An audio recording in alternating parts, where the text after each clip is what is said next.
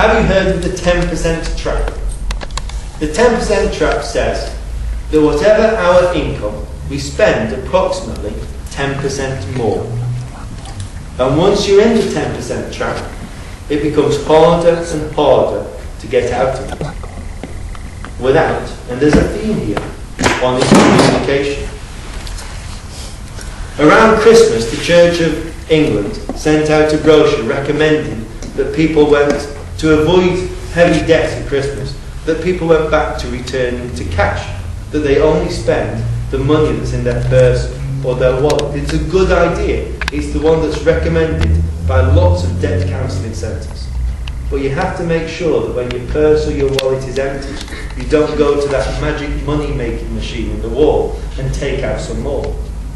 But debt counsellors say that the hardest thing to deal with is private debt. And that's where one of the couple has a hidden credit card just for emergencies, or a store card.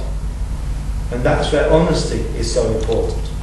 Sitting down and discussing what you want to spend your money on is so important. If you've never had a romantic meal for three, you, your partner, and your bank statements, and I recommend it. Meal for two at Marks and Spencer's.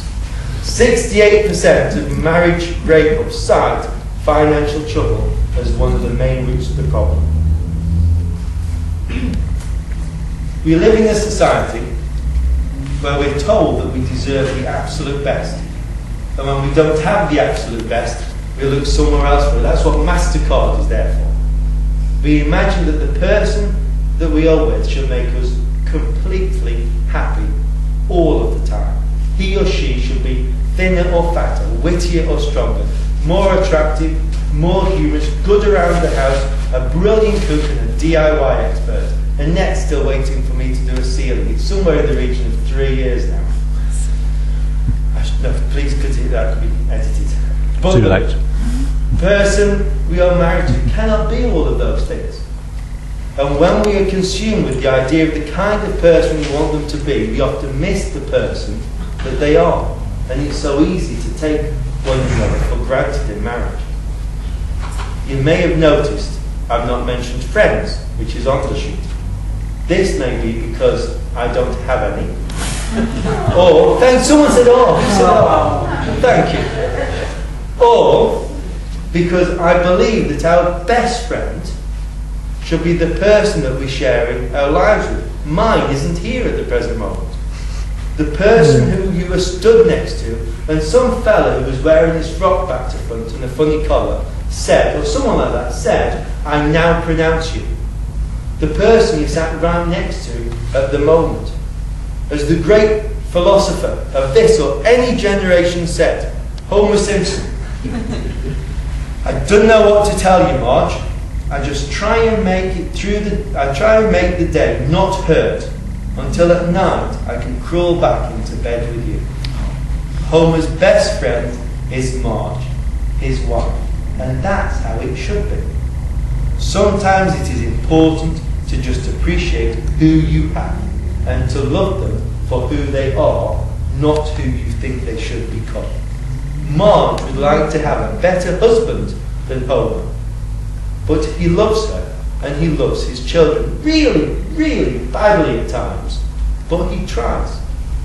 Homer would be nothing without his best friend, Marge, and she's tried to change him, but it's never really worked, so she just loves him, not just because of, but in spite of. And I'm sure that we would all agree that we could all do better or try a little harder or a lot harder in his case.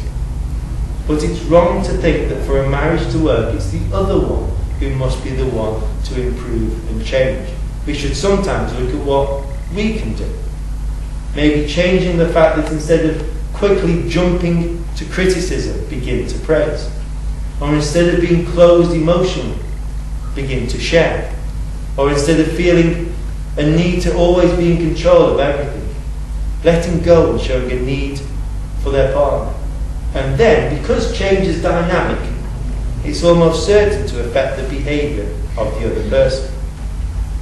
A man who I quite like, called Rob Parsons, wrote a book called The 60-Minute Father. And he says that wherever he goes, he is thanked for one particular phrase more than any other. The phrase is, nobody ever said on his deathbed, I wish I had spent more time at the office. Work is important, but there are some things that are more important. By being here this evening, you're recognising how important your marriage is. And my final point, because it wasn't ever going to really be 55 minutes, was for a successful marriage, most people say that we just need to give each other time. Each day starts with 1,440 seconds. By the time we've got up, made breakfast and got ready for work, we'll be lucky to have 1,000 left. Whether we're rich or poor, young or old, bright or not so bright, we all have the same number of seconds in a day. You cannot buy it, you can't save it, you can't catch it. Therefore, let's not try and waste a moment of it. The sentence, one of these days, easily turns into none of these days. And that would be a great shame, because on the sheet, some of the great plans and dreams that you've got, it would be a shame to miss them. G.K. Chesterton, who wrote the Father Brown detective story, said, the way to love anything is to realise that it might be lost. Make time for one another. You honestly don't know from one day to the next what will happen. So you have your dreams and you have your plans, but you enjoy each moment as it comes, when it comes. And let me finish with a quote from the film When Harry Met Sally. I do actually. It's why my wife's not here with it. First time she can get in front of Sky. When Harry Met Sally talks about embracing some of those differences and loving them. It talks about wanting and needing to communicate with the person that you love. It talks about the things we have or I've said in the past 20 or so minutes. And most important of all, it talks about not wasting another moment of our lives. Harry runs to Sally at a New Year's Eve party and says, I love that you get cold when it's 71 degrees out. I love that it takes you an hour and a half to order a sandwich. I love that you get a little crinkle above your nose when you're looking at me like I'm nuts. I love that after I spend the day with you, I can still smell your perfume on my clothes. And I love that you are the last person I want to talk to before I go to sleep at night. And it's not because I'm lonely, and it's not because it's New Year's Eve. I came here tonight because when you realise you want to spend the rest of your life with somebody, you want the rest of your life to start as soon as possible.